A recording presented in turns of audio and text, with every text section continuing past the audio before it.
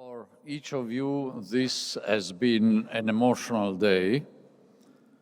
For me, in particular, I must say, because this morning my only slight concern was that I heard some news from across the Atlantic. But then this evening I find myself totally unexpectedly in the position of a living legend, which requires, if possible, then that one should not die instantly. And as a member of Arancha's catalogue of Italian prime ministers. Thank you, Arancha. I'm very honored. But Europe is very lucky because just imagine if the supply of Italian prime ministers were to be slightly less rich, Europe would be virtually deprived of mental energy for its reports and its progress.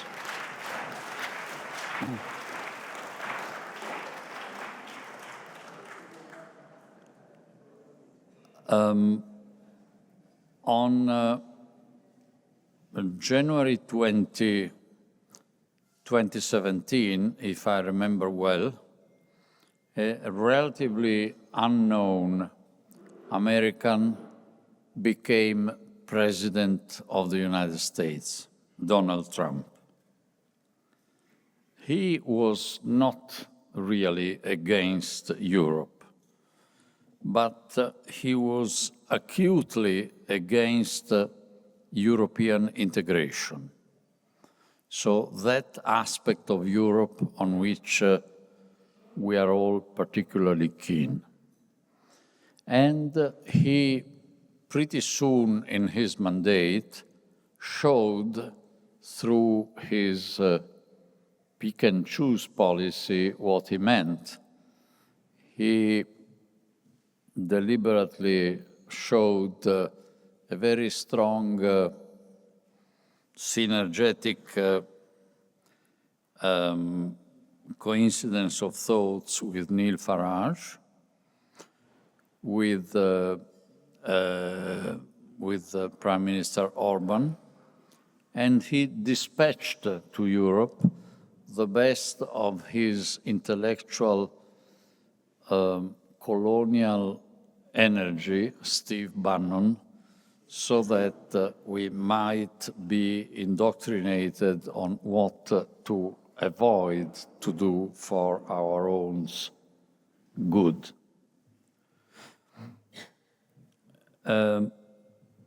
He did not win over.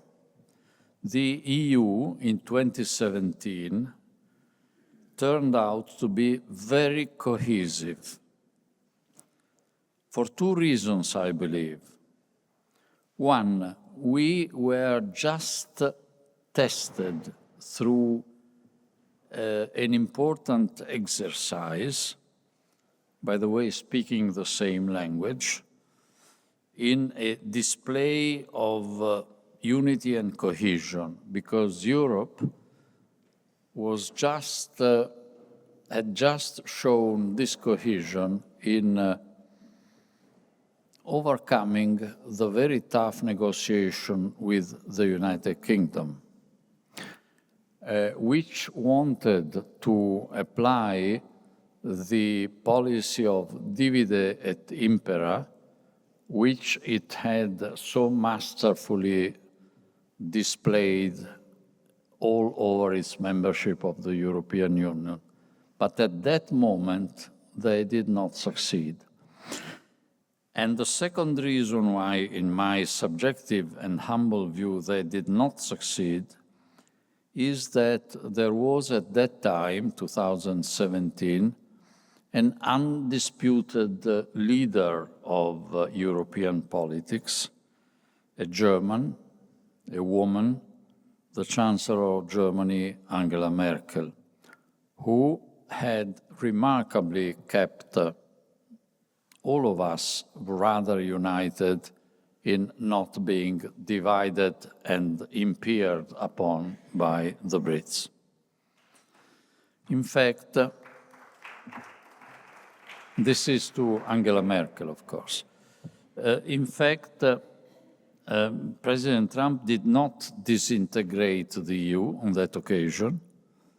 Rather, he began to disintegrate a bit his own federation, because, for example, his withdrawal from the Paris climate change agreement brought with it the unusual foreign policy move, as if they were Europeans, of some states separating from other states. For example, California refusing to deviate relative to the Paris Agreement. Now, this time, as we understand, it's again President Trump. I think the relationship will be more complex. More complex because the situation surrounding us all is more complex. There are a couple of wars around, not at that time. And there is, because of wars, a subject which is more acutely divisive today than it was then, where, surprise, surprise, I, for one, am on the side of the US, namely Europe's contribution to its own defense. I happen to believe, not being a defense expert, that whoever would have been president of the US would have been insisting again on Europe to pay more of its burden of defense. But I would insist that it is also in the interest of us Europeans to pay more and to decide more within, let's say, the European pillar of NATO. Because the US, for all its might, now the couple Trump-Elon Musk is really very, very impressive from that point of view. But nevertheless, they are an unstable country. They become a country like those in the third world, for which bankers would not extend loans prior to a serious political risk analysis. The degree of stability of the US foreign politics is very, very low. It's very unstable. So how could we put, we are not second class in terms of importance of our individuals and of our countries, our destiny in the hands of a pretty volatile, hectic, sometimes psychologically unstable country. We have to defend ourselves with all the possible synergy and agreement with them. So now the situation is more complex than it was 8 years ago. For this reason, and also because at any rate, President Trump or President Harris, we Europeans would have had, in my view, to take care anyhow of a few problems that we have. We can have many reports. I warned Paolo Gentiloni that he should warm up because, of course, he is a former prime minister, he is a former commissioner. It would be insulting if the European Union did not entrust upon him pretty quickly, actually, a new responsibility for a report. I would like to know which of the countries represented here can compete with mine in this.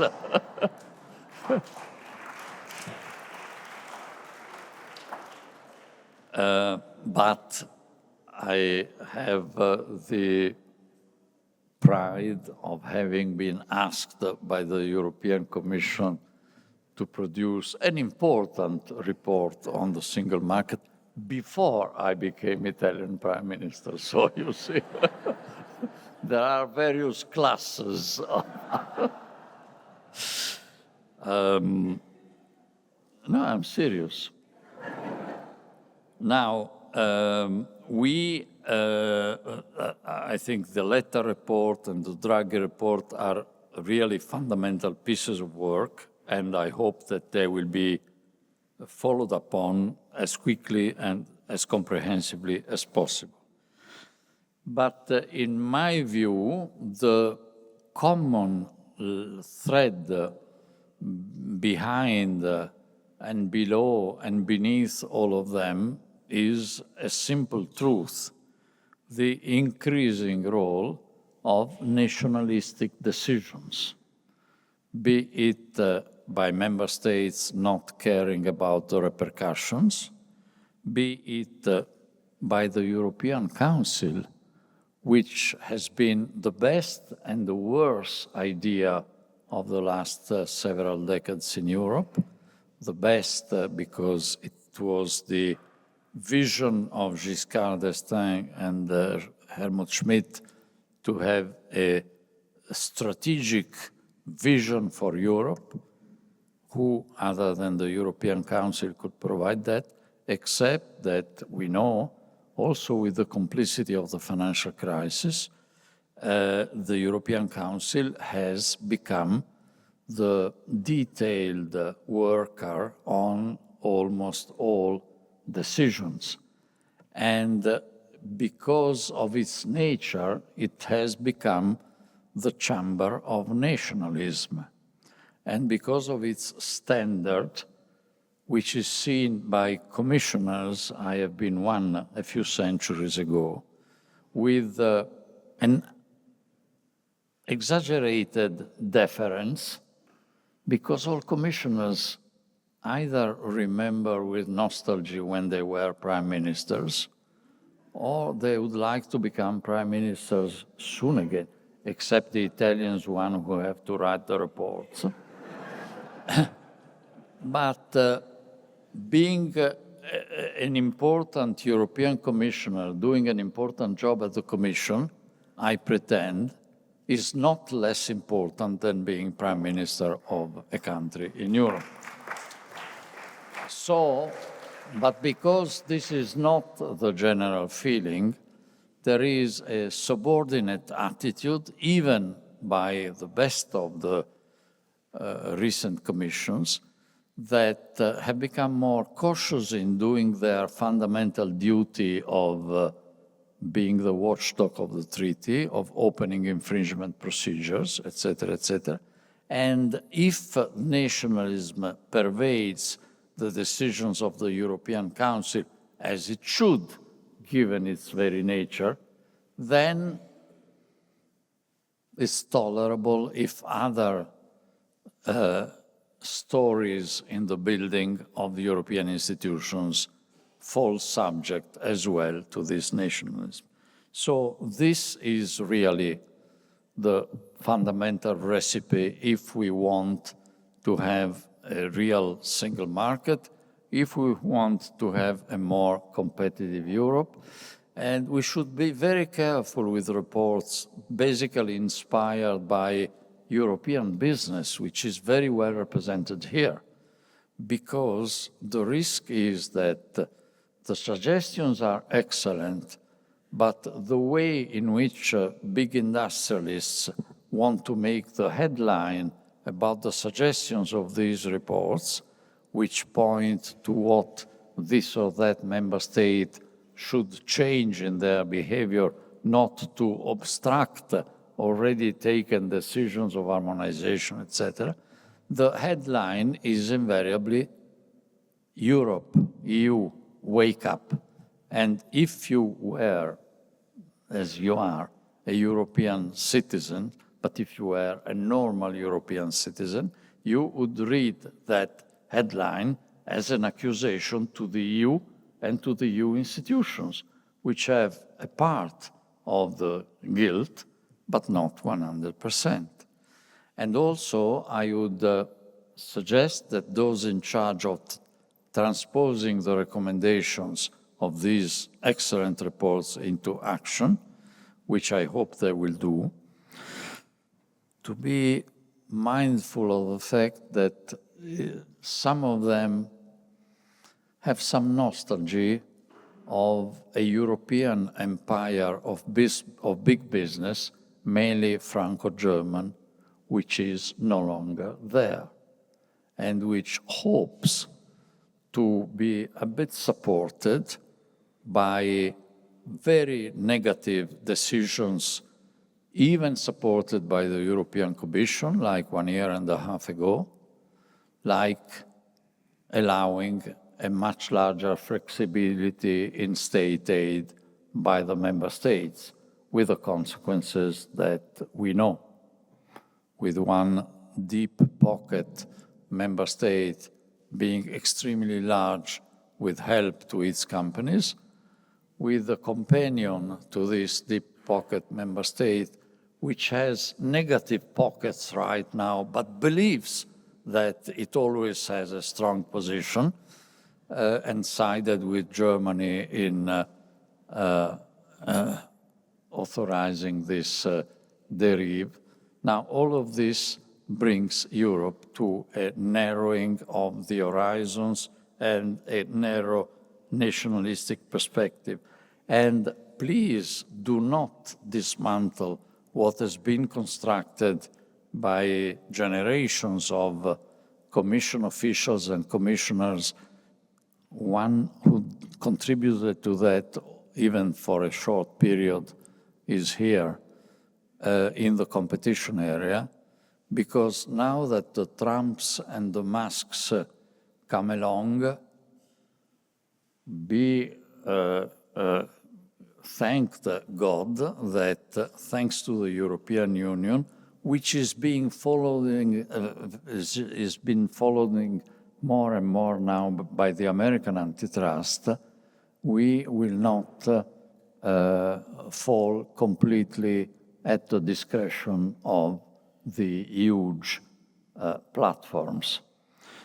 So it's more important than ever, in my view, to have a vigorous. Let's not dismantle those areas where, because member states, probably not in their full conscience, were visionary when they gave powers in the trade area, in the competition area, in the monetary area to the EU level, and there Europe is listened to and is respected. Let's not dismantle them. Now, let me conclude this very long lecture by saying that I said that it was a German lady, a chancellor, who kept us together.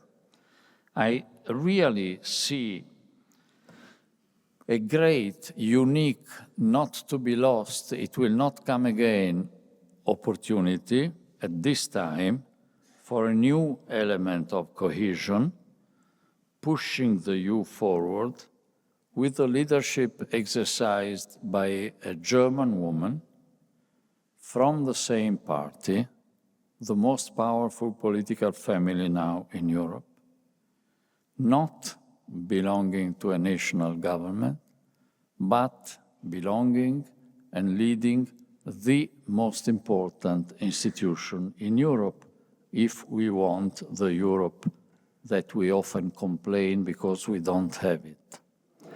And therefore, when will we have again a situation where the President of the Commission is on her second mandate? She has displayed incredible political skill. Unlike the previous time when she was catapulted there by the two most powerful figures in European politics, the Chancellor of Germany and the President of France, now she travels on the desert. And she, with all due respect to the new commissioners, and I hope the Parliament will save at least some of them, she she is of an enormous stature relative to them. She will be senior in terms of European career relative to the new president of the Council, who seems not to be obsessed by personality matters, and therefore they are likely to cooperate very, very well. There will be no national government as strong as this central apparatus of Europe. So let the Commission start again to be tough when necessary with the member states, and it will cooperate with the European Council. And finally, we would like to become not a country, not the United States of Europe, but something that President Trump or Mr. Musk or anybody else cannot easily put their boots on. And is it possible to become such a thing without wars, without revolutions, without blood? Has any of our countries or the existing federations like the US reached that position without blood? No.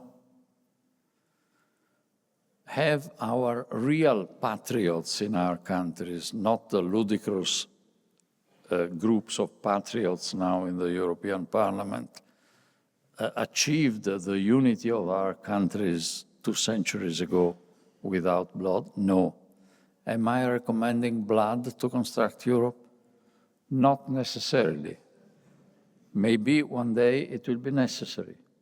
But may we ask the politicians, those who make or unmake Europe, to be ready to pay a price remaining short of their blood?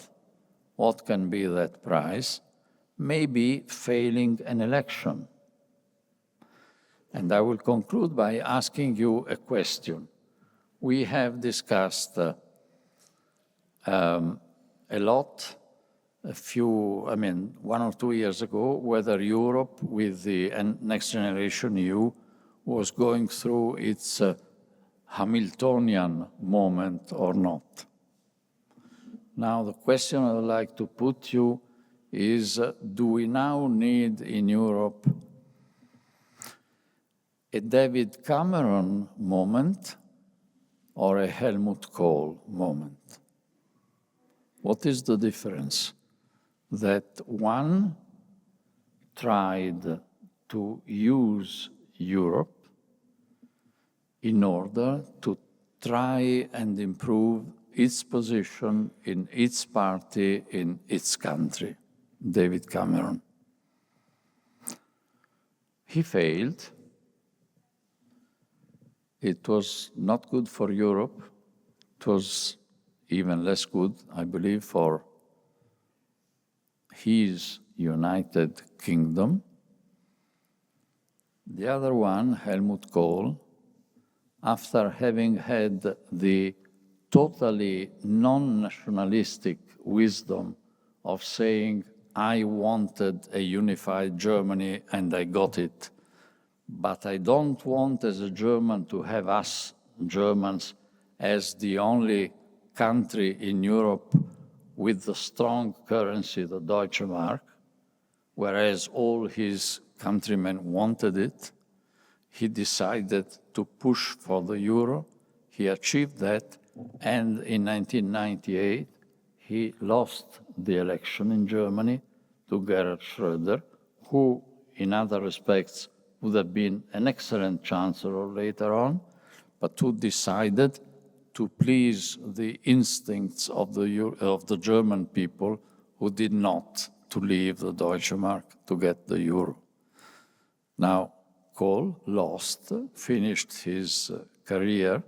He was the only one so far, or one of the two, for which there was a EU state funeral in Strasbourg in 2017, and Europe acquired an important component of it. So no blood, hopefully, but is it too much if we ask when the stars go in that direction that you, European politicians, be ready to sacrifice something for this important achievement? Thank you very much.